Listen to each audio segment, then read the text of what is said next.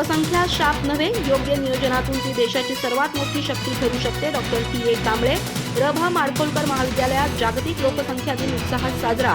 युवकांचा गुणात्मक विकास, शिक्षण, आरोग्य आणि कौशल्य विकासावर भर. चंदगड येथील रभा माडखोलकर महाविद्यालयाच्या भूगोलशास्त्र आणि अर्थशास्त्र विभागाच्या संयुक्त विद्यमाने जागतिक लोकसंख्या दिन उत्साहात साजरा करण्यात आला. यावेळी वाणिज्य आणि व्यवस्थापन विभागाचे ज्येष्ठ प्राध्यापक डॉक्टर टी.ए. कांबळे यांनी प्रमुख पाहुणे आणि मार्गदर्शक म्हणून उपस्थित राहून लोकसंख्येचे योग्य नियोजन आणि युवकांच्या गुणात्मक विकासावर मार्गदर्शन केलं. कार्यक्रमाच्या अध्यक्षस्थानी डॉक्टर एस.डी. गोरल होते. यावेळी बोलताना डॉक्टर कांबळे म्हणाले, लोकसंख्या ही केवळ वाढती संख्या नसून देशाची महत्त्वपूर्ण साधन संपत्ती आहे. या लोकसंख्येला दर्जेदार शिक्षण, उत्तम आरोग्य, कौशल्य विकास आणि समान संधी उपलब्ध करून दिल्यास ती देशाच्या प्रगतीची सर्वात मोठी ताकद ठरू शकते. त्यामुळे लोकसंख्येकडे समस्या म्हणून नव्हे तर विकासाच्या संधी म्हणून पाहण्याची गरज असल्याचं त्यांनी सांगितलं.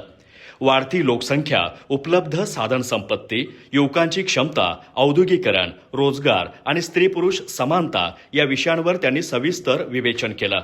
वाढत्या लोकसंख्येमुळे निवास, आरोग्य, शिक्षण आणि रोजगारावर ताण निर्माण होत असला तरी संसाधनांचे योग्य नियोजन आणि न्याय्य वितरण केल्यास सामाजिक आणि आर्थिक विकासाला गती मिळू शकते, असंही त्यांनी स्पष्ट केलं.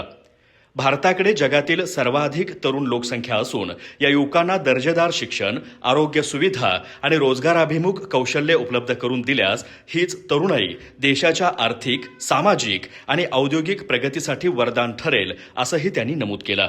सक्षम, सुशिक्षित, निरोगी आणि कौशल्यसंपन्न नागरिक हीच राष्ट्राची खरी संपत्ती असल्याचं सांगत त्यांनी गुणात्मक लोकसंख्या विकासाला प्राधान्य देण्याचं आवाहन केलं. अध्यक्षीय मनोगतात डॉक्टर एस.डी. गोरल यांनी वाढत्या लोकसंख्येमुळे निर्माण होणाऱ्या सामाजिक, आर्थिक आणि पर्यावरणीय परिणामांचा आढावा घेत जनजागृती, शिक्षण आणि जबाबदार नागरिकत्वाचं महत्त्व अधोरेखित केलं.